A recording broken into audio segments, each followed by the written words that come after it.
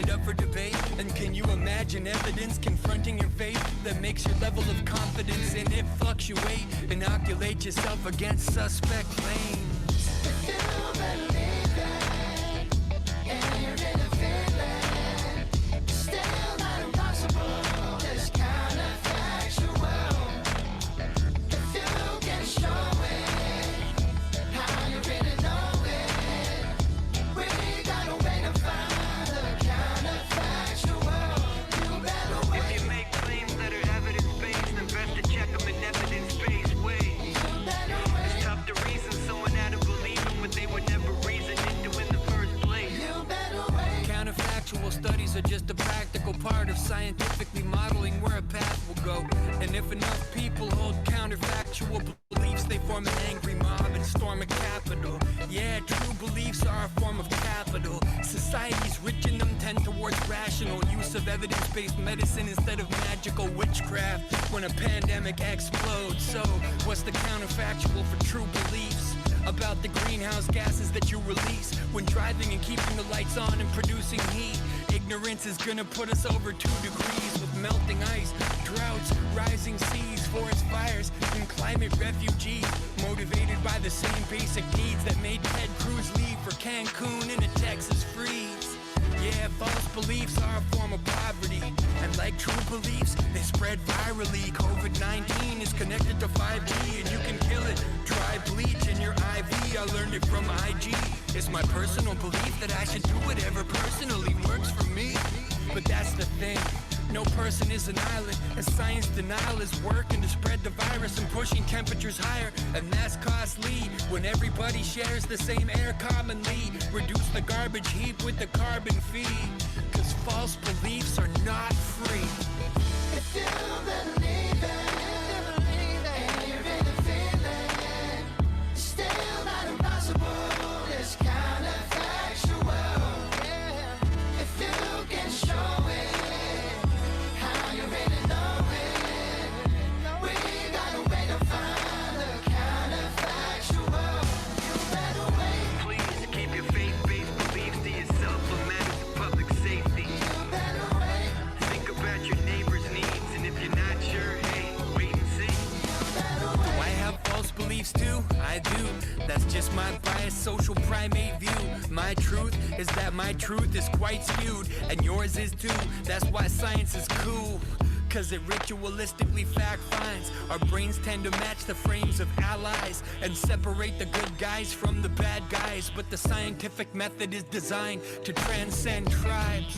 It's just a set of norms. You can use it to evolve tools into better forms, or craft laws and policies informed by the best of our knowledge about what's in store. Are we in for a world increasingly divided by political tribalism, echo chambers and silos, or are we really in it together like a Mars lander, a human scientific endeavor, whether climate change or beating a new disease? Science is the finder of maximally true beliefs, casting light ahead so we can choose judiciously. So what do you believe? If you believe it, and you're in a feeling, still not impossible, it's counterfactual. If you can show it, how you really know it, we got a way to find the counterfactual. You better wait. Gotta wait till your spot gets locked, and then don't hesitate to get the shot. Get the shot. It takes patience to trigger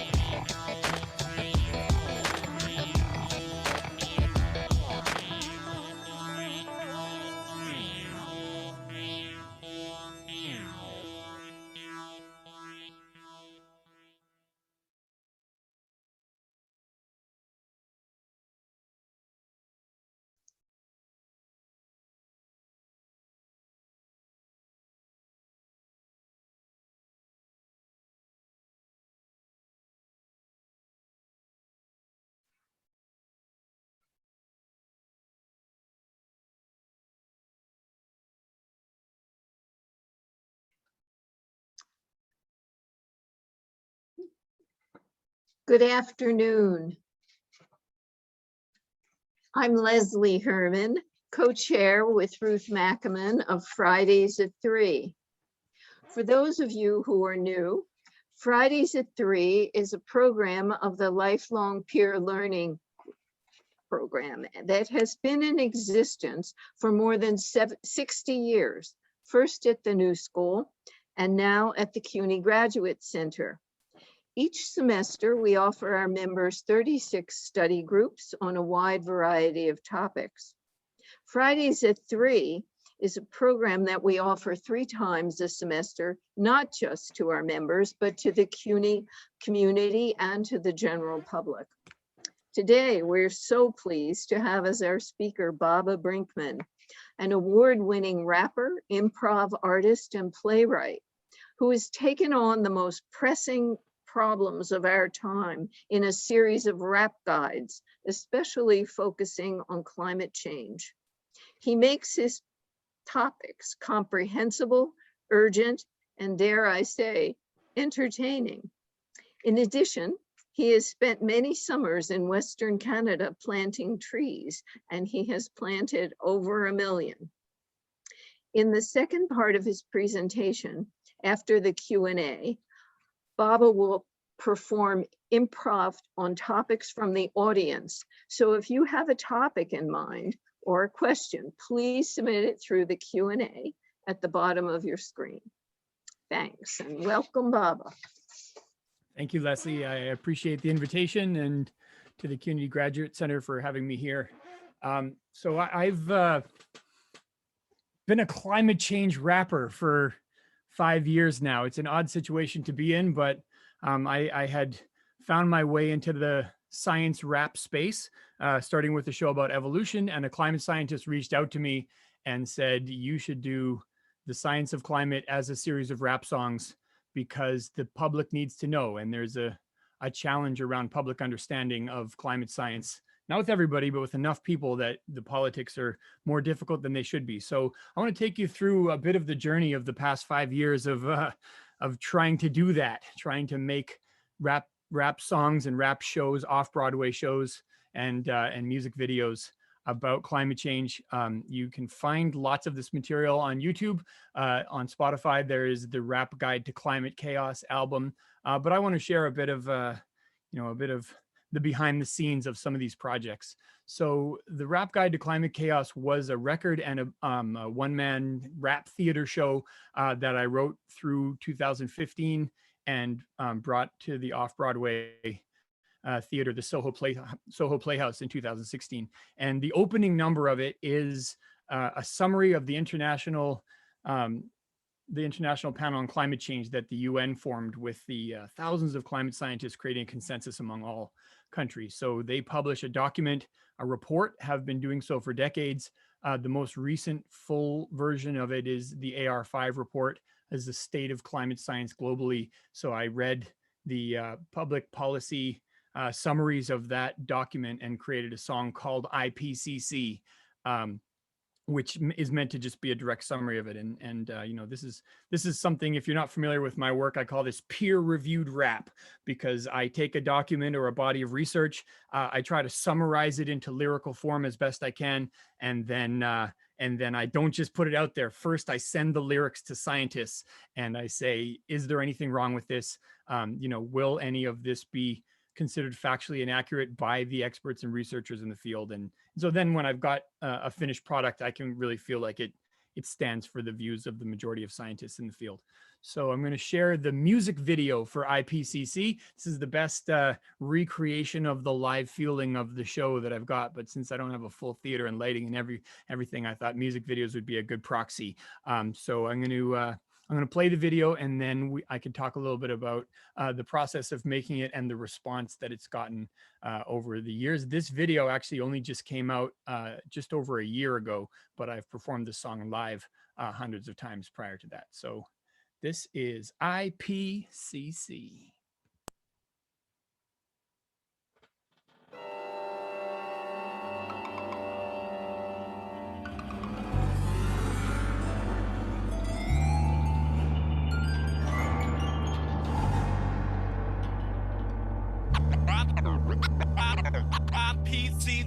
want a new definition of hardcore? Check out the Intergovernmental Climate Report. It says the world is getting warmer unequivocally, and the oceans have increased 30% in acidity, and 90% of the warming trend is oceanic and concentrated in the Arctic. Nobody panic, but the level of greenhouse gases in the air is higher now than it's been in millions of years. We added more than 1 trillion tons of CO2 to the atmosphere. It's gonna be centuries before some of the gas is clear. I'm dropping science, unvarnished, unbiased, but I don't blame you if your instinct is to deny it, cause we evolved to prioritize immediate threats. If it bleeds, it leads, that's what the media says. So let the gangster-esque rap music paint a picture, and I'll hit you with some evidence-based predictions. Get ready for wars, famines, droughts, floods, hurricanes, heat waves, murders, thugs, chaos, refugees, stress, disease, extinction, disaster, IPCC. Wars, famines, droughts, floods, hurricanes, heat waves, murders, thugs, chaos, refugees, stress, disease, extinction, disaster, IPCC. Hollywood summer blockbusters can't touch this. I get my thrills from the latest reports published by the Intergovernmental Panel on Climate Change, formed in 1988 to get the science straight. Now they dropped the 5th assessment and the data's up to date, so allow me to summarize. Bad things on the way, higher emissions, sea level rise, dire predictions on target for disaster movie style predicaments. In Copenhagen we set a limit of 2 degrees, but that's still enough to disintegrate major ice sheets over the course of centuries or maybe decades. Yeah, some of the details are still up for debate. They fluctuate between certain disaster and likely disaster, slow and steady or higher and faster. Consensus, it's the lowest common denominator, which means it's probably gonna be way worse than the wars, famines, droughts, floods, hurricanes, heat waves, murders, thugs, chaos, refugees, stress, disease, extinction, disaster, IPCC. Wars, famines, droughts, floods, hurricanes, heat waves, murders, thugs, chaos, refugees, stress, disease, extinction, disaster, IPCC. So be afraid. Be very afraid, but we're not, despite what the scenarios say. And the effect of talking about it is visible yarning and occasionally changing our behavior microscopically. And even those who get it tend to get it logically, but not viscerally. So we're navigating myopically. The threat is existential, it's not environmental, and your individual response is inconsequential. Only coordination of our whole species is gonna keep coastal cities from sinking below the deep seas. And when was the last time a solution included all of us? Geophysics is at the mercy of geopolitics. Climate change communicators, keep it positive. People need to feel like they still have options, and we do have options. Either we find a solution or we stick with the business as usual level pollution and get used to the wars, famines, droughts, floods, hurricanes, heat waves, murders, thugs, chaos, refugees, stress, disease, extinction, disaster, IPCC. Wars, famines, droughts, floods, hurricanes, heat waves, murders, thugs, chaos, refugees, stress, disease, extinction, disaster, IPCC.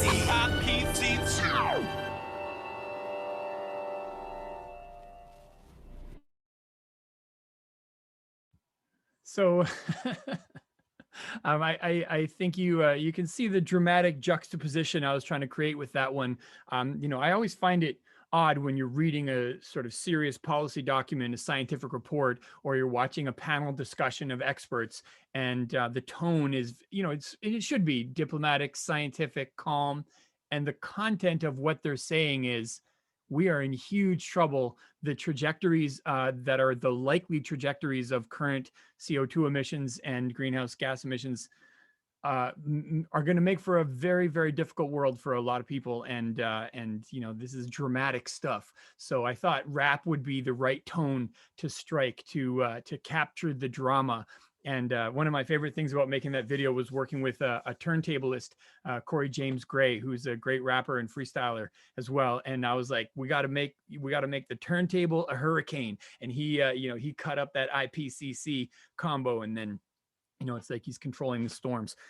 So that's the piece that I opened the show with, just to sort of grab everybody's attention and say, like, this has massive jeopardy around it, and we ignore it at our peril. And then, then the conversation opens around what's the policy solution. And but first someone will go, well, how do you know? How do you know for sure? How do you know all those scientists are right? Maybe there's a controversy in the 3% or so of scientists that dissent from the main IPCC consensus have a point. And so, then I have a little kind of tangent that I do in the show where I go, okay, let's go through the history of climate change science discoveries. This is not from the past few decades, it's from the past few centuries. And as early as 200 plus years ago, there were scientists that were working out the physics behind the greenhouse effect. And, it's been a series of scientific revelations. It's actually a great story about how we found out about the world around us starting centuries ago. And some of those early findings are just as valid as the minute they were discovered. And that is what has led us to this. So I feel like that perspective gives more weight to the current scientific consensus than thinking it's like a bunch of scientists doing work, just since the 70s, and maybe it's some global conspiracy or something. You have to go a lot deeper to see what they're basing their science on. And this is a good example of like how science in general works, right? Findings build on past findings or sometimes overturn them. And we hopefully inch towards greater understanding and accuracy of how the world works. So this next video I'm going to share is called Greenhouse Effect. You will see that it's a more recent video because I got a big beard in it. And that means I made it during the pandemic. And one of the really enjoyable, positive, rewarding things about doing the Rap Guide to Climate Chaos has been some of the people that I got to work with in creating it, the album especially. And one of them is Bill Nye, the science guy. So Bill Nye makes a little cameo appearance in the video for Greenhouse Effect. And he was also the voice on one of the tracks on the album. So here we go. This is Greenhouse Effect. It's the past 200 years of climate science discoveries and research summarized into a rap song. So how should we talk about climate change? I asked my friend Bill Nye to give us some advice. The thing to focus on is the last 2.5 centuries, since the steam engine was everywhere, ubiquitous. That's when we put all this carbon dioxide in the air that would normally not be there. So what we need is the last 200 years of climate science discoveries mashed up with some hip-hop slang. All right, try this. Let's take it back 200 years to the 1800s up in here when we only had 290 CO2 parts per million in the atmosphere. We had 1 billion Homo sapiens on the planet trying to get the groove on, and soon lots of them would, thanks to industrial revolution. Back when the steam engine had just been invented and nothing was electric except the spirit of the times, progress driven by the scientific method. Joseph Fourier was a Frenchman, a physicist and a mathematician. He discovered the fact that the atmosphere acts like a blanket for heat retention. The greenhouse effect, first described in 1824. Visible light from the sun meets little resistance inbound because the size of the wavelengths is hella tight. But then when it hits the earth, it emits infrared radiation with longer waves, and they get trapped and bounce back when they try to escape on their way back up into space. Climate skeptics today, from Ted Cruz to Rand Paul to Bobby Jindal, might say bounce back off of what? Introducing John Tyndall. In the 1860s, Tyndall investigated methane and CO2 and water vapor to see whether any of them block infrared radiation, and they all do, but methane and water vapor don't stick around in the atmosphere for long. It took a Swedish genius to identify carbon dioxide as a regulator, Svante Arrhenius. 1896, Svante did the math. If you cut the CO2 levels in half, you'll end up with the 4 to 5 degree temperature drop all across the map. But if you double it, he calculated a temperature escalation of 5 or 6 degrees, because water vapor increases with heat radiation, and that feeds back to increase the heat. Of course, in 1896, CO2 emissions were pretty moderate, so they thought it would take a couple thousand years to double the concentration when they thought of it. But you gotta give it to Svante, he predicted 5 or 6 degrees, and that's within the warming range predicted today by the IPCC. Now in 1927, Arrhenius died, a celebrated Swedish civilian, and 3 years later the population of planet Earth exceeded 2 billion. In 1938, A British engineer by the name of Guy Callender discovered a rise in carbon dioxide and also measured a rise in temperature. In 1958, Roger Revelle demonstrated that the oceans couldn't take care of it. He said humans are now carrying out a massive geophysical experiment. In 1960, Charles Keeling did some measurements on Mauna Loa of carbon dioxide in the atmosphere, and every year the level appeared to go up. It was rising at a steady rate, the same rate as emissions from us burning oil and coal. Also in 1960, the population hit 3 billion souls. And now we got 7.5 billion individuals in the same boat, all hooked on fossil fuels like a drug. And how we gonna quit, huh? Just say no. There's no easy answers, there's just the truth and its inconvenience. But the scientific evidence is not recent, just ask Svante Arrhenius. And now we got 417 parts per million, and that's an increase in CO2 density of 40% in just 2 centuries. So either we set a carbon budget, we set a cap and we stay within the limit, or else we can expect a catastrophic greenhouse effect. And that's physics. And on and on and on in the greenhouse. All right. So obviously the scientific evidence is not recent. Once you've done a little scratching of the surface, you're going to find that.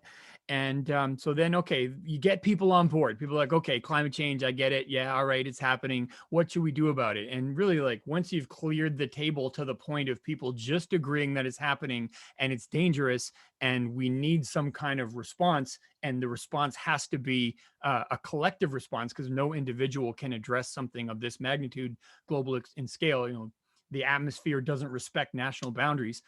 Then the next question that always comes up is what should we do? And then, that's when the real political debate begins, and people put forward their various ideas of, consumer response and boycotting the most polluting products versus policy level responses, regulation, taxing or putting fees on carbon. I saw Mayor Pete was just proposing a fee on miles traveled as a way of, disincentivizing fossil fuel consumption and paying for infrastructure. Like, the policy side, in a way, is the big conversation around climate change, and the physics side is the small conversation, or ought to be, although, we need the details from the IPCC to know what to expect, how many years and what target parts per million we should be thinking about. So when I first created this show, I reached out to some people in the policy space, and it was prior to the Paris climate conference that was about to negotiate the global accord. And I guess that was in November 2015. And I reached out to some people and said, I want to come there and perform. And I managed to get some invitations and did a series of shows at Paris. So in the in the midst of it, I was sitting in on policy debates with government ministers, doing my climate raps at the end of meetings, and just really being part of the arts side of public science communication around, while people were doing the serious negotiations on the other side.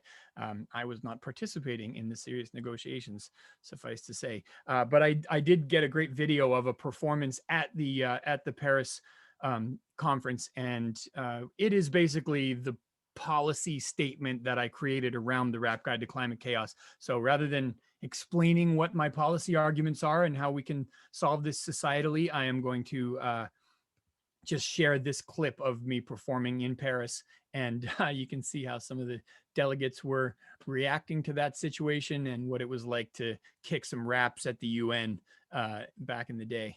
So this is a song called Make It Hot, and Make It Hot is being performed in Paris in 2015. And I'm going to start this 2 minutes in because it's quite long and there's a bunch of throat clearing.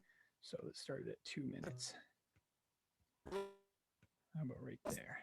Boom. Instead of a Speedo, hot with no apologies, but still I'm feeling a lot of grief for the impact my lifestyle has on the planet's ecology. My carbon footprint is bigger than cryptozoologies. I'm talking Loch Ness monstrous, so I'm not at peace because the aggregate effect of every decision I'm making is tragic, but I can't just quit. They say that we're carbon emission addicts, but that's just glib. You want me to live in poverty abject, and if I did, what happens to greenhouse gases on average? If I quit and you don't, it's still hell in a handbasket. A traffic jam with no plan of action. Fantastic, this is a classic arms race that we're trapped in. It's ominous, self-interested parties trapped in a tragedy of the commons. And the problem is caused by our collective emissions of carbon. But the person who emits is not the person emissions are harming. So it's a failure of the market, because everyone is incentivized to pollute as much as they can get away with and catch a free ride. So it's no surprise to see global emissions on the rise. When the cost of burning fossil fuel is externalized, it's effectively subsidized. It's paid for by the victims of the eventual climate impacts that are caused by our emissions. And Bill McKibben and The Guardian have been targeting investments like dirty energy is the new tobacco. So keep your distance from anybody making a profit off of fossil fuels. Cool, I'm down with the boycott. I'm just boycotting myself too, because I make it hot, hotter than refugees. Picture a hot 100 million displaced Bangladeshis. I make it hot, yeah, I cause a heat wave. How about 9 degrees hotter than the hottest ones these days? I make it hot, I spit flames, rap metaphors, a 5-alarm blaze consuming the last redwood forest. I make it hot. What if I make it 6 degrees? That would cause the extinction of 40% of species. Hot. So what are we left with? A speeding train with no brakes, some kind of a death wish, a scientific consensus that we're standing on a precipice, and a population with no idea of how to reduce their emissions. Some people do offset their footprint voluntarily with the milk of human altruism, hope, faith, and charity, but that's not gonna cut it. Look, it's not counterproductive, but we got a global carbon budget, and it's globally busted, and there are hundreds of gigatons that we would have to offset. You might as well donate your piggy bank to the national debt. I ain't got no spare change to donate to carbon offsetting. I don't even want to calculate my footprint. I find it upsetting. It's like the medieval Catholic Church indulgence selling. If you get a Big Mac and a Diet Coke, your belly is still swelling. But here's what I'm willing. I'd be willing to pay a tax, like a fee that's calculated against my carbon impacts and globally harmonized, to switch incentives around and make sure most of the carbon stays safely under the ground. But I'm not gonna pay it, not unless you pay it too. That way I can be sure that you'll do what you say you'll do. How about everyone has to pay it? No free riders allowed, no international pact with the US or India or China left out.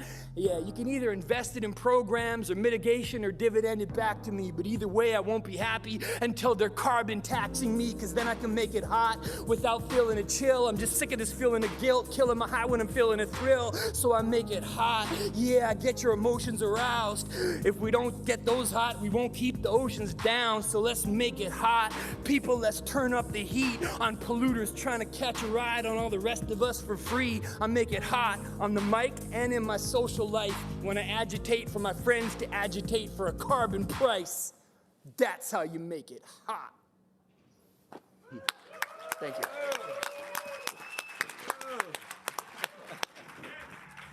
I'm supposed to do a fist bump, I think. I just had to put that last little bit in, you know, the fist bumping of delegates at the UN climate negotiations. So yeah, that, I mean, basically that was my wrap summary of the argument for using carbon taxes as a way, or carbon fees as a way to draw down emissions. Because, you know, when you have a collective level problem, an individual act of altruism can make you feel good. And if enough people all do it, it can make a difference. But how do you get all those people to do it? And my assessment was that, you know, the guilt trip as a tactic was not getting us there. You know, finger waving is not getting us there. So we need policy. And if it's going to be policy, what should that policy be? Well, it could be regulation. You know, you could ban gas cars, so everyone has to buy an electric car. Okay. Or you could create financial incentives to be less polluting. And, you know, from what I've read from economists, the most effective way to do that is by taxing carbon at the source, so that everything in all of our society that you do that's polluting is more expensive than everything you do in our society that's non-polluting, and people will gravitate towards less pollution. I also just like that because it gives people the freedom to engage as much as they want to or can afford to. You know, you want to drive your Hummer to work, then go crazy. You just have to pay the cyclist for the privilege. So I felt that was elegant, but it's not popular, especially here in America. I'm from Canada. We've had carbon taxes at the provincial level for over a decade, at the federal level for a few years now, and they actually do work. So I'm still an advocate for them, but I know there's other solutions too. And I'm excited at the seriousness that the Biden administration has brought to this topic so far. So let's move a little bit ahead. I feel like I've sort of laid out the problem statement and some of the potential solution space from individual to collective. I want to talk a little bit about the impact of how this is being received. I can't tell who exactly watches the videos or downloads the record. You can have some indication of like countries and ages and stuff like that. But in general, I kind of just put it out there and see what comes back. But something really cool came back recently, which I just wanted to share with you. And this is a young man in France. I don't know if performing in Paris was what led this to happen, but a young man in France became a fan of my song IPCC and worked with his dad and possibly with another translator connected to the IPCC to translate the song into French. And then I sent them the beat and the video, and the young man's name is César Richier, and he has now created a video version of IPCC in French that they're going to be releasing soon for that country's climate awareness initiative. So, I reached out to the dad, Pascal, and he said, go ahead, show them a clip of César. So I'm not going to show the whole video, but I'm going to show you what it looks like when a French kid finds your music and likes it and translates it and learns it, memorizes it, and performs it. And I hope this, helps to get the word out as well, that, mimicry is the best kind of flattery. So I was ecstatic when I saw him do this. And here is IPCC, the César version. Pour qu'il en disparaisse un peu, je te livre de la science implacable, impartiale. Je ne te blâme pas si t'es dans le déni total. L'évolution a fait de nous des êtres court-termistes. Pas de sang, pas de couverture médiatique simple et triste. Laisse le rap des enfants te dépeindre le tableau. Grosse zone de turbulence, tu vas tomber de haut. Prépare-toi pour des guerres, famines, maladies, inondations, ouragans, canicules, meurtres, migrations, chaos, réfugiés, stress, sol sec, catastrophe, extinction, annonce le GIEC. Guerre, famine, maladie, inondation, ouragan, canicule, meurtre, migration, chaos, réfugiés, stress, sol sec, catastrophe, extinction, annonce le GIEC. Les films à gros budget peuvent pas rivaliser. Les rapports font flipper quand ils sont publiés par le groupe d'experts sur l'évolution du climat, créé pour évaluer scientifiquement où on va. En 2014, 5e rapport publié. Laisse-moi te résumer, c'est le désordre assuré. Dérèglement total, formidable prédiction. Un film catastrophe en direct de ton salon. I'm not going to show the whole video because I already showed you the English version. And my assumption is that most of the people on this live stream right now are not fluent French speakers. I certainly am not. So I have to take their word for it to a certain degree that they got the translation right. So one thing that I did want to do to inject some optimism into this space as well is I'm going to perform a track live. I thought this song was sort of a necessary corrective to the doom and gloom. So I created a sort of how can technology potentially help us anthem for this Rap Guide to Climate Chaos show and production. And I don't have a music video for it. I hope I can get one sponsored at some point or have an opportunity to make one. But for now, I have a nice backing video, which I would project large behind me on screen if I were doing it live. But what I'm going to do instead is try to make that backing video. Actually, I'll just play it like all the other ones because it's more complicated to do trickier things. Have the beat right here. And this is called Solar Panels on My Tesla. And if Tesla's watching, we should make a music video for this song. You put up the budget, I'll get the creative team together. All right, check it out. This is slightly meant to be like a rap persona version of a techno utopian sort of Elon Musk type rapper. All right, I'm gonna play this. Boom, boom. Yeah. You got to picture a beautiful utopian future where we've solved all the climate problems through technology. And there you see me, rocking solar panels on my Tesla. Solar panels on my Tesla. Ha! Rocking solar panels on my Tesla. Green tech renaissance, better catch up. Petroleum is oh so prosaic. I'm a player when it comes to photovoltaic. So 3 cheers for the engineers. 80% price drop in the past 5 years. Yeah, I've been to Germany. It's kind of gray, but most of their total energy solar on sunny days. Okay, it's cheaper than coal now in 20 states. Haters hate, but they can't stop the wave. Plus there's a gravity battery underground, charging up with the solar water pump right now. Every house, every car, every business, every year. The future of energy isn't here, it's near. Woo! I'm rocking solar panels on my Tesla. Solar panels on my Tesla. Use a gas guzzler, that's messed up. I'm rocking solar panels on my Tesla. Did I mention solar panels on my Tesla? Yeah. Solar panels on my Tesla.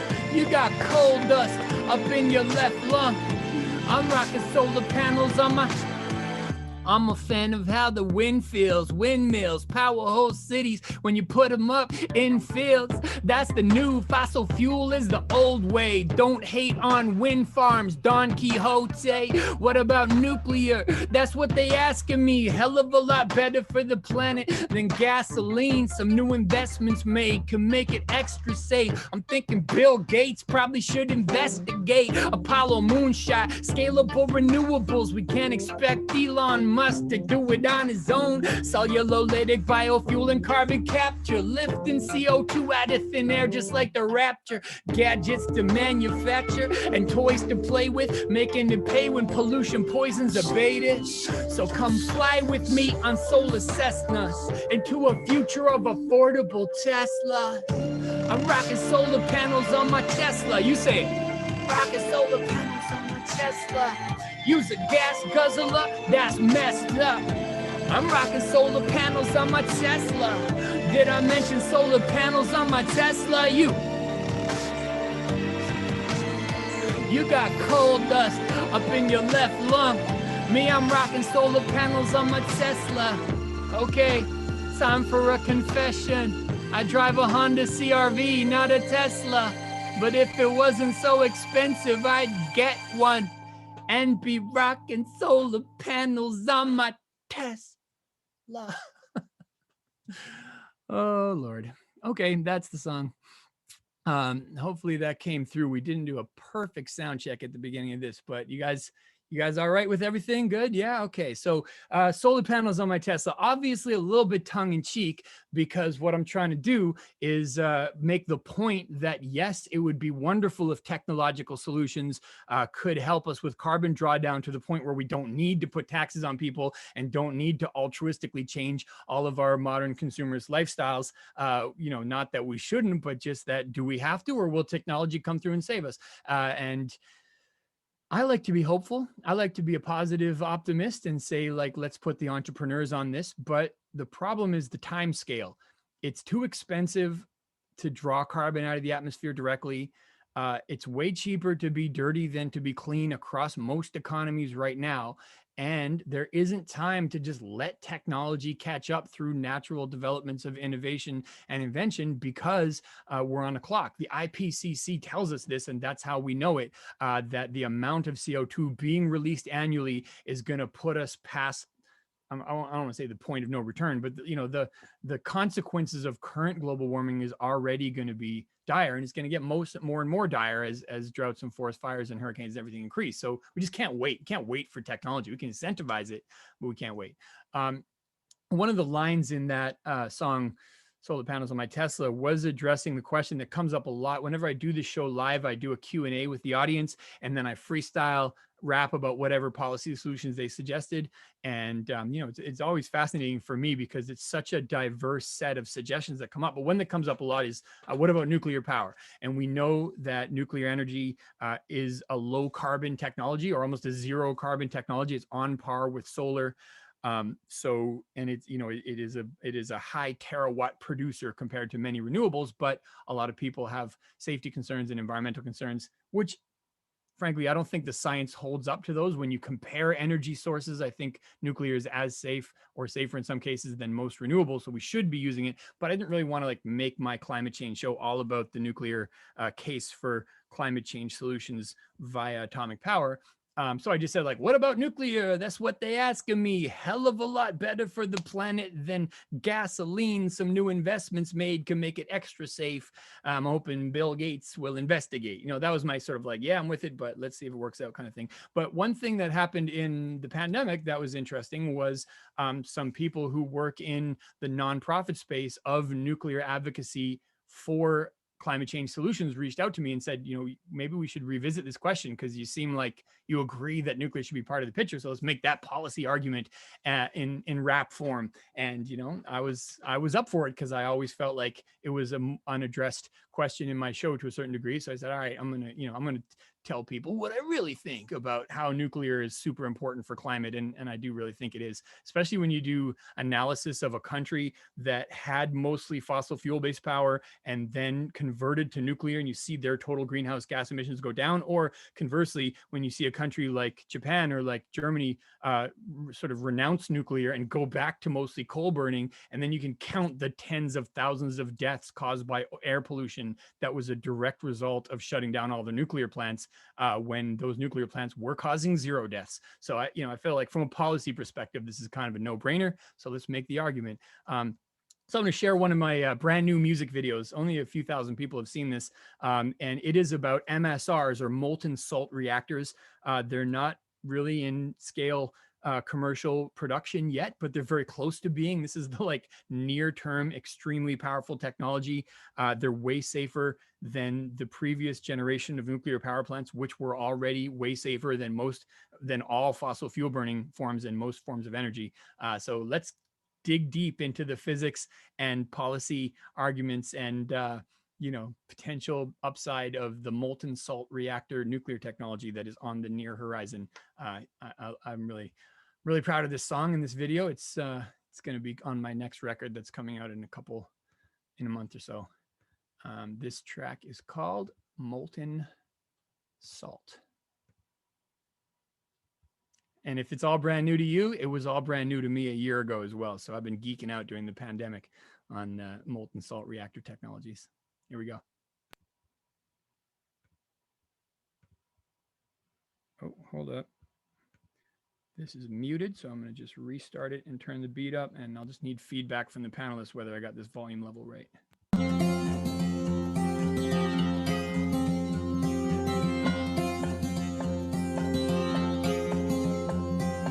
Let's take a minute to apply the good actions on the planet's behalf of light water reactors. If greenhouse gases are what you want to tackle, this missing atomic is really not a good tactic. Unlike fossil fuel, the carbon is absent and the fatalities per terawatt is a fraction. So if you hate on it and you want to attack it, don't forget to factor in the cost of inaction. Although looking back, it could have been a bit foolish to go with the solid fuel and the water cooling. The cracks when efficiency, you gotta remove it. With 99% of the juice is still useless, and plus it does take a lot of pressure to heat that water to 300 degrees and trap it in a concrete containment vessel in case radioactive steam gets released. I mean, 3 Mile Island, 0 deaths. Fukushima Daiichi, 0 deaths. Is a nuclear technician a hero? Yes, it's not whether it's safe, it's where to go next. Liquid sodium, making new fuel out of former junk. Traveling wave comes, molten salt with thorium. No meltdowns anymore, cause the plug drains out when you warm it up. 4th generation molten salt with thorium. Or molten salt without it. Uranium, plutonium, you know we bout about it. Decades of waste can now get routed back to the reactor to tackle the power outage. Salt, but not what's on a dinner table. Lithium and beryllium fluoride moderate the flow of neutrons. It's hella chemically stable. Fission products got a bond with it, unbreakable. So how can cesium and iodine hurt your thyroid? They're locked in salt binders, fissioning and circulating in a purifier and spinning a turbine. Ask Alvin Weinberg. Now the half-life of the waste is like 3 centuries, and we could pay that price. Like the preservation of an ancient relic, we can't achieve it. And use isotopes for cancer treatment. No reason to fear radiation at all. When elements dissolve in molten salt, it can leak, but a meltdown won't resolve. It just solidifies and the whole thing halts.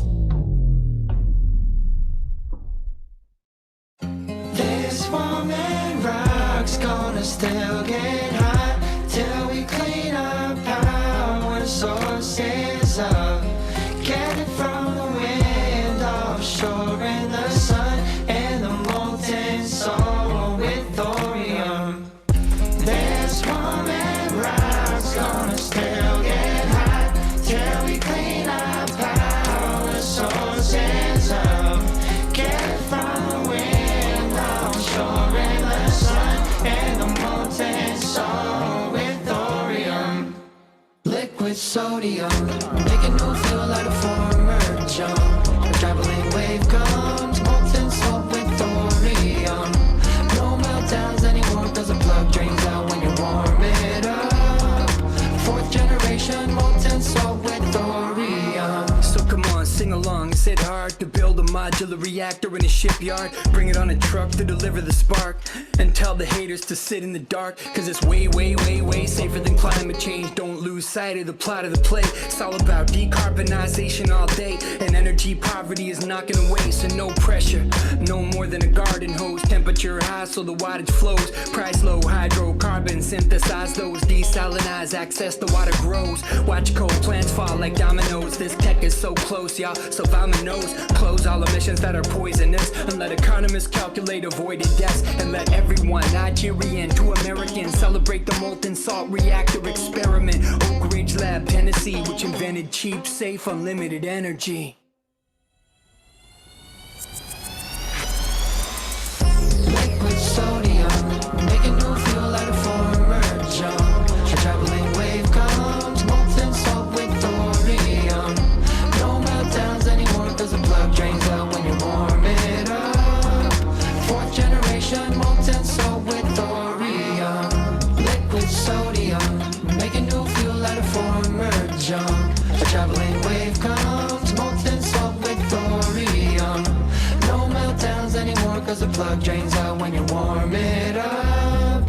Fourth generation, molten salt with thorium. Boom. So those organizations at the end there, Generation Atomic is a climate change advocacy nonprofit that specifically focuses on how much saving old nuclear power plants and prioritizing nuclear can help with the climate picture. And I agree with their mandate, and also the Thorium Energy Alliance helped me with peer review consultation and getting the science right, and with the production costs of making that video. So, you know, it's an interesting challenge to sort of do a new master's degree every month on a different kind of topic. I had never even heard of a molten salt reactor a year ago. And then it was like, okay, can you read everything that's out there on this topic and try to synthesize it in the chemistry and the physics and, you know, the policy arguments and everything like that. So it's good to have well-informed people to consult with while I'm creating these. And I also obviously, you know, I make them for the public, but they have real public or private, whatever, educational, whether public or private, educational applications as well. And I have some teachers that have now said that, you know, we play your videos, and I see students on YouTube posting comments saying my teacher made me watch this video in class and now I passed the test and stuff. So I kind of have this dual purpose of each video I make is, you know, make it entertaining and make it useful for a teacher. So I just wanted to show you something that I've built during the pandemic as well, and invite any teachers who might be watching to go ahead and try out this platform, which is a digital education website. So it's at rapguide.com. You can check it out. I'll just give you a little mini intro to it. Basically, the music videos are embedded in the site, and the lyrics are printed out, and then a teacher can you know, assign their students to have a private lesson space within the site where they analyze the lyrics and do their own fact checking and research, and create these sort of Wikipedia style entries that explain the science behind the lyrics. Because I'm writing these songs with sort of very densely packed information and you know, references to vast fields of research in one line or two lines. So this is an annotation produced by a student at the University of Toronto that was one of the earliest testers of the site. This is the lyrics of one of my songs about evolutionary biology, and you can see the student sort of chose a image to add to create their little mini encyclopedia entry on it, and then the teacher assesses all of the submissions of the students. It becomes a kind of annotated version of the song, and they assign grades, and then some of the annotations get published. So, you know, only about 4 or 5 classes have used this so far. It's pretty new. It's still in beta, but I'm still looking for more teachers to test it. And I got lots of music videos that you are able to test it with. I want to share something else that I've been doing during the pandemic, as well as a kind of you know, as a twist and also as part of the policy conversation, I was invited to perform at a conference in May of last year, and it was the Air Miners Conference. So this is a shot of the Zoom at the Air Miners Conference. And this is air mining means finding ways to pull carbon out of the atmosphere. So the air miners are people who have carbon capture technologies, or they're doing some kind of forestry and agriculture solution that does, you know, assessments of how much land use change can change the amount of CO2 that's drawn down. So it's a really interesting mix of people from the engineering side to the ecosystem management side. And my job at this conference was to listen in on all of the presentations from the other speakers, many of whom were part of nonprofits or part of companies that were doing some form of air mining, some form of you know, finding a way to draw down carbon. And this is yet another thing that's not quite economic yet, but might be economic soon. So I'm just going to show you a little example of the rap that I did at the Air Miners Conference when I listened to all of the solution spaces around carbon capture, and then, you know, I kind of wrote a rap summary over the course of a few hours while listening to everybody. And I'll just give you a little sample of what that ended up sounding like. So, I mean, it can be a good teaser for sort of what's out there in terms of possible air mining technologies that might make you feel hopeful. So here's me performing at the Air Miners Conference.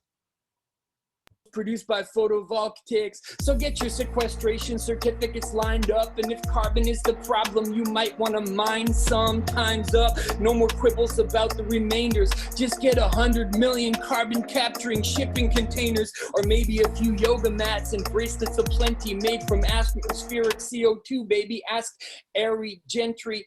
We gotta reuse, recycle, and oops, what was the third? Rick Perry moment. Reduce the number of words, just like the number of guilt trips that tend to emerge when talking about climate. Just ask Nicholas Eisenberg. Pure energy is dope. Get the investors in the flow down to get the carbon out. Now everybody's getting woke to where the new carbon capture tech players will chill. From Alexander Guerra at Nori to Diego Saez Gill. Capture the carbon market for cash, and plus it's pretty fun. Tree planting alone can get us 200 gigatons. That's track 1 about the economics when you mine air. Track 2 is technology. I spend a little bit less time there, but I caught Heidi Lim from Opus 12 trying to delve into the regen tech which built the Iowa dirt shelf before the buffalo ungulate herds was all murdered. But there's billions of acres, they're still ready to be converted. Christian Shearer taught me that we don't need to eat them. Rewilding with excrement, that's called natural regen. How's that, Peter Eisenberg? Are you feeling the surge of social entrepreneurs ready to mine like Climeworks? You said it's got to be cash first. Demand, we're ready to meet it. And Daniel Eggers was like, nah, logistics first. Typical European. So yeah, I mean, that's just a little sample of various companies, startups in the carbon capture technology space, which, you know, is looking more hopeful than it was 5 years ago when I wrote about it more dismissively.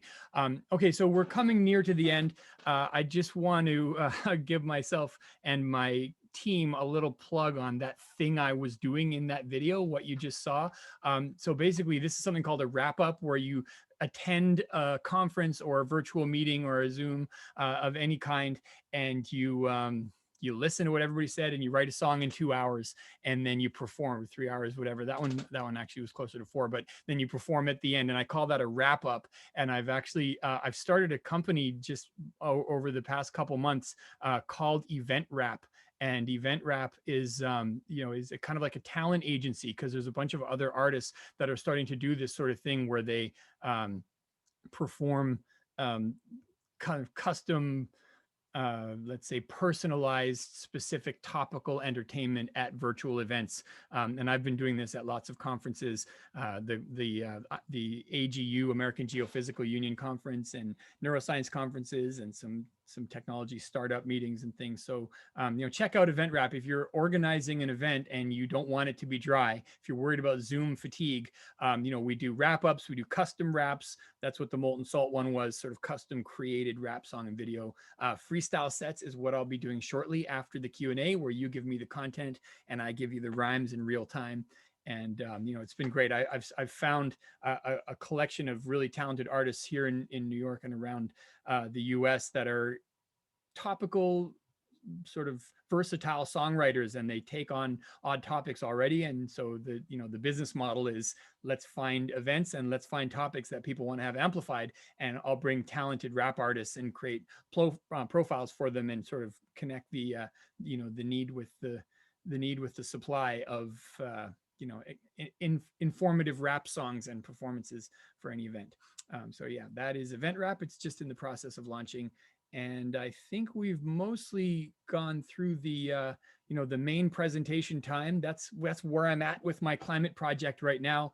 I've produced 8 to 10 music videos on various topics of climate relevance, and I was doing live shows right up until the end of 2019, and then they all stopped. But I hope to do more once the pandemic ends, and just keep raising the message and the awareness around this topic, and make sure that any policy response we have, either as individuals or as societies, is well informed by the science. On some things, you can't just go with your gut, and go with your gut, I think, is the problem that a lot of climate deniers and science deniers in general have, is thinking that their intuitions are serving them well when they're not always doing so. So I think I'll leave it there and happily open it up if there's any more discussion. Thanks so much, Baba. And it's really inspiring to see how you've pivoted to the virtual realm, as we all have, with your work in general, but also with creating a new enterprise. So congratulations on that. And thanks so much for bringing it to LP Squared and the Graduate Center. For those who haven't tuned into Fridays at 3 in the past, or aren't in the LP Squared program, my name is Marielle Villeray. I'm the Program Development Director for the Office of Academic Initiatives and Strategic Innovation, and through that role, also the Director for LP Squared. And I'm going to moderate a segment for Q&A.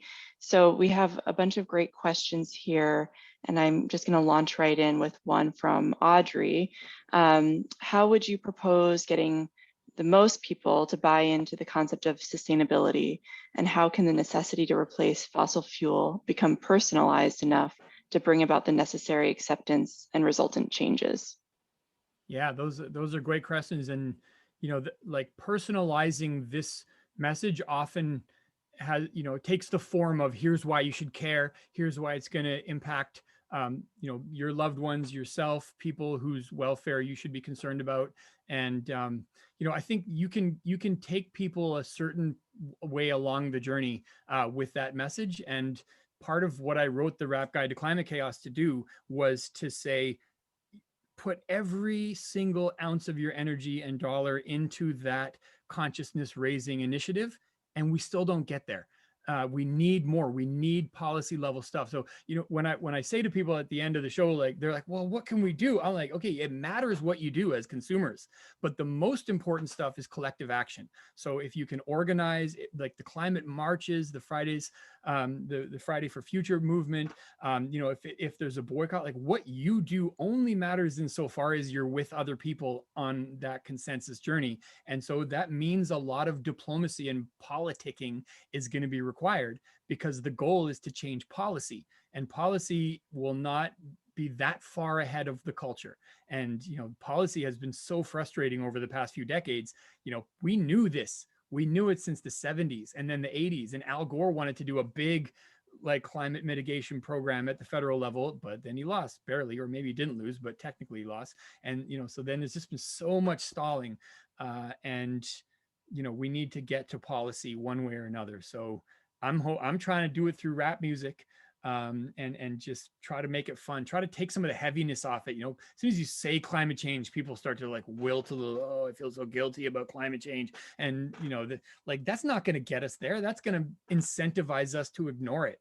We need to talk about the the things that are galvanizing people, the collective side of the social side of the movement, the inspiring technologies, and just the possibilities of like what regions are doing a great job of bringing their CO2 emissions down on average, and what are they doing, and how can we replicate those policies?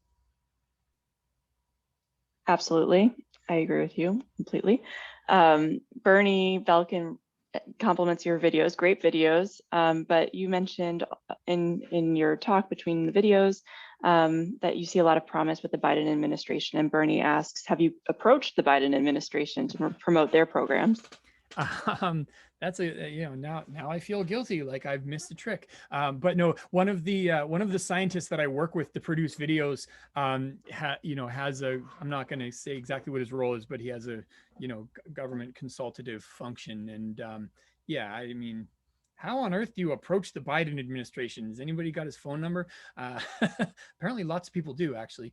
But yeah, no, I mean, I think articulating the sort of purpose of a climate policy is at least as important of a job as working out the details of that climate policy. And you might say that the Democrats have failed to get their legislation across for decades because of the failure of marketing of the positive impacts and the reason for what they're going to do. Taxes are wrong is an easier message than here's the good that taxes can do, and that's just a narrative challenge. I think rap can help. Do I think I can change everyone's mind with rap? Probably not, but hopefully a lot more young. That's why I wanted to show the video by Cesar. Young people that see the power of their existing musical and artistic passions to help change the world. I want to see a lot more science rap get produced in the near future, because it's fun and it's the right message for now. I want to pick up on that, but first stick with the policy question, that line of questioning and thought. And Bernard Persky asks, if the US adopts a carbon tax, as you've supported in your talk, but our international competitors don't, will that lead to a competitive disadvantage, increasing unemployment and other US economic difficulties? Yeah, this is why you need the UN Accord process, right? Like you can get countries to sign on to targets, and you can create incentives within those targets for countries not to race to the bottom on pollution, just like you can with free trade pacts and labor laws. If they don't take into account that some countries have higher strictures against what we would call bad behavior, from pollution to exploitation, then that will cause labor to flee. But you can deal with that at the border to a certain degree. So a carbon tax in one country that has a policy where polluting imports are going to be taxed accordingly with the carbon tax deals with that international problem. And an international accord like the Paris Accord, but a stronger one. And the next one's coming up. It's in November in Glasgow, and I hope they all double down. And carbon taxes, they're already part of the solution proposals the IPCC has put out there as a way to get there. But that's why no individual can go alone, and no country can go alone either. Diplomacy is so necessary. Giannis was intrigued by the air mining concept in one of the later videos. If the fossil fuel industry manages to reduce its CO2 emissions below emissions needed for renewables, should we include fossil fuels in the green mix and take renewables out? In your opinion? No, we should not, because there is no such thing as clean coal, and there's no such thing as clean fossil fuel burning at this point in history. And how long are we supposed to wait until it cleans up?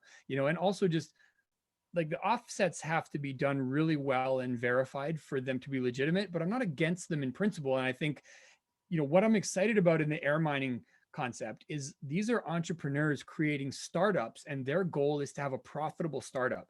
And the profitable startup might be straight pulling CO2 out of the air and turning it into ceramic type beads, or it might be changing whole land use plans, or it might be making like bracelets and furniture where all the carbon in the item has been pulled out of the air first and then used to make a consumer good. So let's just say those companies become hugely successful.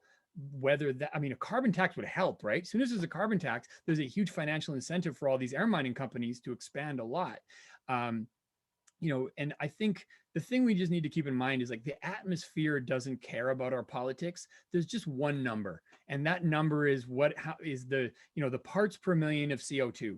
And if oil companies, which are the main contributors to the parts per million of CO2 right now, are funding so many carbon capture programs that it's demonstrably true that CO2 is going down while they keep polluting, in principle, maybe, but why wouldn't it still make even more sense to do all of that drawdown plus renewables plus nuclear and zero emissions? Because we're already over the line, right? We need to get back.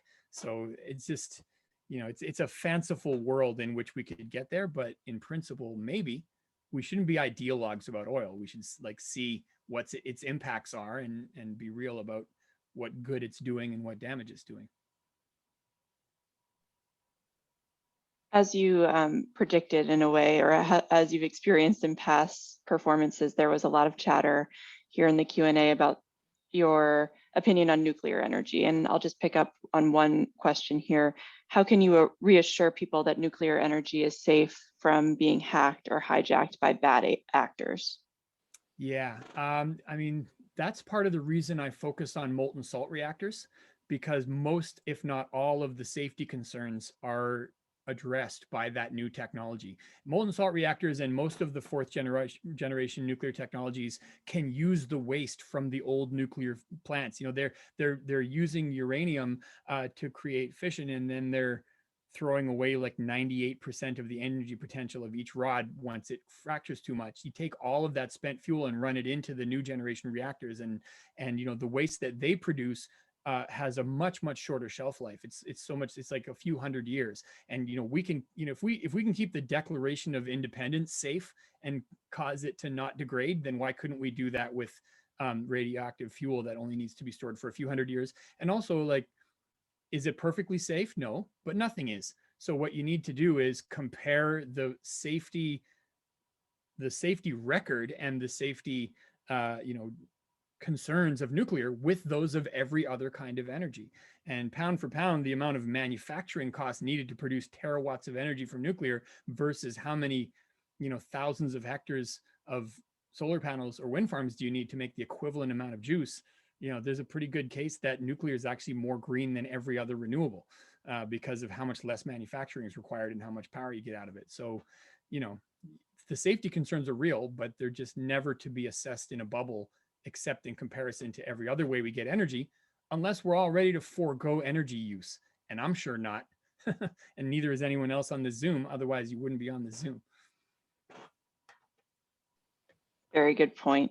And not all of us have spent our pandemic time, our spare time, if that's the case, researching molten salt reactors. And Bernie Belkin, who asked one of the earlier questions, asked, why haven't we heard about that? Why isn't that more publicized or common knowledge? Yeah, there's a, if everybody here has Amazon Prime subscriptions, which more people do in the past year, there's a great documentary called Thorium. The subtitle eludes me, but it's the Thorium story as a documentary. And basically, the short answer is because the old nuclear technology, the light water reactor uranium technology, had good military sort of externalities. Like they wanted to continue the Manhattan Project and the nuclear arsenal project by cross-pollinating the technology with the light water reactors, and that's why they chose it, even though molten salt already worked in the 50s, and there were scientists that were saying we should do this and not the light water technologies using uranium. We should use molten salt and thorium, and it's going to be way safer. It's in a liquid salt solution, which means if there's ever a meltdown, like all you do is cut the power, and instead of the steam expanding and exploding, the salt just solidifies into salt. And so like human failure means a complete shutdown of the plant, not a dangerous explosion. But the reason they didn't do that is because a lot of the funding came from the military and they wanted to make more bombs. So, you know, that's the short answer. And it's a quirk of history that has done untold damage, but here we are. the technology does work. There's lots of companies that are commercializing it right now. And, as far as I know, the Department of Energy has been investing a lot in trying to make that part of the solution space. And I want people to know about it and, support it, because it's not as scary as a lot of people think. And as promised, let's go back to the thread on education and community outreach. There are a few questions that I'll just summarize into one. Are you available to go into junior and high schools and colleges, virtually for now, of course, but maybe in the future in person, because we'll need to educate millions with just these brilliant raps. And then another related question, inspired by Cesar, your protege. Your education platform seems geared for older students, but do you have a similar platform for younger children? The sooner the better, writes Daphne. It's a great question. And basically, I write my songs for upper high school and undergraduate college level science literacy, because I think that's where the public needs to get to, basically. So I didn't create it specifically for elementary schools, but one of the things I'm working on with the developer is a kind of, a kid-friendly version. But it wouldn't be my videos, because my videos, well, some of them would work for kids, but they tend to be more mature. But the platform is content agnostic, so any rapper that makes a song that's informative about science or anything else that a teacher wants to use, they can just load that into the rap guide site and have the students annotate the lyrics. So yes, it can work for younger students, just not tomorrow. I need a few months to do some retooling based on initial user feedback, and we'll definitely get there. And am I available for school visits? Sure. Subject to schedule conflicts. But the videos are all on YouTube, and they're free to watch and they're free to show. So that's an easier way to get the kids into them. Yeah, great that you've made all of those resources available and to create curriculum around them as well. So Matthew's interested in doing something similar for he writes philosophical problems in the New York City area. So we're just curious if you could talk a little bit more about your collaborations or how you've developed your craft in your own arena of science, communication, and climate change. Yeah, that's a great question. And I wish I had a ready answer that was the solution Matthew was looking for, but I don't really, because the problem is, well, it's not really a problem. It's just that when you look up academic rap online, there's two kinds. There's people that were into rap first and decided to use rap to communicate academic topics. And there's academics that decided to try their hand at rap. And not to stereotype, but the latter is not as good quality art as the former, in my estimation. So what I'm trying to create with my event rap platform is recruiting professional underground rappers that are fully dedicated to 24/7 skills polishing as rappers, and say, let's get you guys writing about more important topics from a public good perspective. And that was a nice sound effect I accidentally triggered.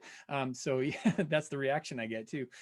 So yeah, but it's been really positive. The rappers that that are watching what I'm doing are all about, like, okay, how do we get into this? And that's what the event rap platform is meant to be. So I'm not sure what side of the equation Matthew comes from. I'm happy to talk to him about what kind of curriculum it would take to get you into academic rapping. But my estimation from the landscape is that rap first that then seeks academia ends up with a better product than academia first that then seeks rap. Or if you're an expert in the academic space, find a rapper to partner with. These people have already put decades into their craft and they're ready to work. Let's give them topics and budgets and say, make super catchy, infectious rap songs about these messages we really care about and want the public to get in touch with, rather than every academic has to learn to rap from scratch, which frankly will take you as long as your PhD took to get. Good advice. And I think before transitioning to the next piece of today's program, we'll end with a question. What's the next project topic you have in mind? I mean, I'm talking to people all the time, and I just heard from Harvard Business School that they want me to do one on the difference between virtual education and in-person education, and some of the research around that. I've been talking to an organization that's doing like a periodic table of psychological modules, the things that in our brain that evolved and how they relate to each other, and how. Anyway, so I'm kind of a hired gun right now. Like I take on science topics where there's a budget and there's a sponsor, and I care. I don't take every job, but if it's a cool thing from science that I think more people should know about it, then that's what I create. But really right now, my main focus is on the event wrap platform. I kind of feel like what the pandemic made me want to do is stop just doing this by myself and figure out a system and a process for incentivizing lots of people to do it, and really expanding the space of academic rap, which only a few people have been laboring in obscurity at for a long time. But how many people out there have a message that they think everyone should know and care about, if only there was the right vehicle to get it out there to the world? And I really see rap as that vehicle, and I'm trying to bridge that divide by being quality control, recruiting the right artists, and sort of just putting the idea in front of people, like, yeah, you can do this. You could have a rap song for your thing, and it would help everyone understand your thing, and I can help you find the rapper to do the job, and it's not going to be me every time anyway. Excellent. So maybe you want to talk us through what's been going on in the background and what's next. Right. So we're ready to do the grand finale. Is that where we're at? I think we are. Okay. So one of the things, and one of the questions I see in the Q&A, if you don't mind, I just address it. Oh, please. Who's sponsoring my efforts? It's on a project by project basis. So, I don't have like one patron, like Da Vinci had people just spending money on his art. That'd be, I might take that if there was no strings attached, but it's really like people approach me and they say, could you do a rap about this topic? And my first answer is yes, of course I could. And then I research the topic and see if it's of interest. And if there's a budget, then I'll create a thing to help explain it. So that's what the whole event wrap platform is built around, is like, why is that just me and a bunch of random people that approach me? It should be a functioning marketplace where ideas are submitted along with budgets, and artists can decide whether they want to take up those budgets and ideas to make whatever the thing being proposed is. And that's, so who's sponsoring my efforts? Everyone. Yeah. So one of the things we do with the event wrap platform is something we call a freestyle set. And I've been in New York for 10 years, and I've been competing in freestyle battles every one of those years. There's some great events here in the city. They've gone virtual. They used to be live. So one of them is called End of the Week. One of them is called Supreme Bars, and one of them is called Freestyle Mondays. And if you have a chance to witness any of them, they're amazing. And they throw you prompts. You don't just rap about whatever you want. You rap about what you're challenged to rap about. So that's what I wanted to do now at the end of this session. I think we have a bunch of comments and phrases from the Q&A and from the chat, and we are going to create a word cloud out of them in real time, and I'm going to do a rap responding to your ideas, and that's how we're going to close the show. Marielle, is there anything else housekeeping wise before I launch into that, or are we good to go with it? I think we're good to go. All right, cool. Let's go for it. All right, where's my word cloud? And desktop 2, that's got to be it.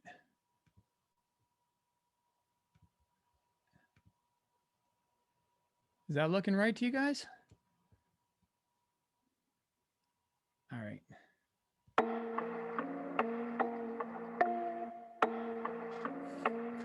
If anything's wrong with this technical situation, just Marielle, turn your camera on and say stop. But otherwise, I'll bring on this lyrical explosion, because you know how it's going. We got to stop the erosion. Can't you even see? It's all about climate change. I'm bringing the pain. I mean, this is not like acid rain where we just stop one product and the whole thing goes down. I'm just trying to express this right now with my hip hop sound. It's how it goes, see? Yeah, the world could be beautifuler if we had less coal burning and more power that's nuclear. That's how it goes, yo. I'm trying to get these ideas forming. I want the whole world to understand global warming. It's not easy. It's not easy. You need an MC like me to explain the freaking IPCC. Yeah, it's true. Some people are doom and gloom scaremongering, but I'm not trying to make anybody believe the wrong thing. Climate change doesn't mean the world is going to end in 10 years. It means we probably need to assimilate these ideas if we want our grandchildren and their grandchildren to have a beautiful planet that we all can live in. It's got to get that place that we got to get to. That's my vision. I'm not saying you should do it because you're so altruistic. No, you should do it because it is in your own interest, but it is in the entire world's collective interest. That's how I do this, y'all. I say whatever I want, but first I do my research because I'm a science savant. Yeah, that means I'm always following concepts when I drop a beat. It's everything from physics to psychology. This is how I rock it. This is the way that I got it. I'm telling you right now, it's not an analogy. My skills are atomic. That's the density. Yeah, you could just record everything I say right now because my climate change is gonna scorch. I'm talking like the lyrical metaphor. My raps are really hot, or at least they're really warm. That's how it goes though. Yo, check it. That's the way that I rock the beat. We need to curtail emissions, new fossil fuel policy. That's something you're gonna get from me. I'm one of those MCs. Maybe I'm biased. Why? Because I planted 1,000,000 trees, but it's true. I did it. I mean, those are the quantum physics that we need to get down to when we're trying to get energy solutions in it. Yeah, that's right. I'm the rhymer, but I'm bigging up that community. Go check them out. They're the air miners.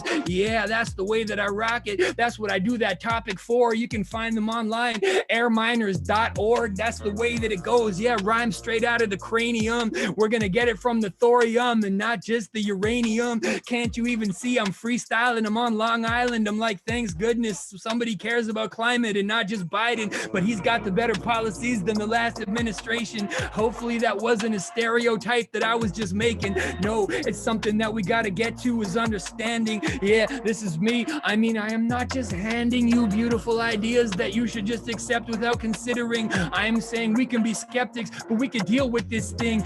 It's how it goes. Yeah, I'm saying out loud, I am seeing nothing in front of me but this massive word cloud. Those are the complexities that you give to me as one of the MCs. So I got to say thank you for coming and engaging here at CUNY at the Graduate Center. Right now, this instrumental is rocking me right as I kick a couple of lyrics straight off the mental. It's improvised, which means it's spontaneous. I'm just making it up. See, yeah, like uranium in my brain, it never gets stuck. It's so condensed. It's so radioactive with this rap. And I'm saying climate change is crazy, but we can make the change happen that we need to by making people realize where we could go. That's the future, y'all. Let's spread it. It's sustainable. It's sustainable. These are the basics that I'm breaking down. And I'm saying we need some climate raps from the next generation now. So I will just rewind my platform and make it applicable to the young kids so that they could get into the scientific literature flow. It's how it goes. Yeah, freestyling on beats. This is the climate change concept that's exciting me, the solution space, the way that we can make the pollution change and draw down the carbon emissions so that we're okay.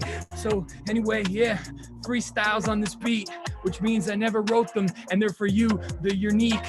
So hopefully this gets you excited to see what you can do in the climate space. So thank you for inviting me. Yeah. All right, that's my freestyle. Boom.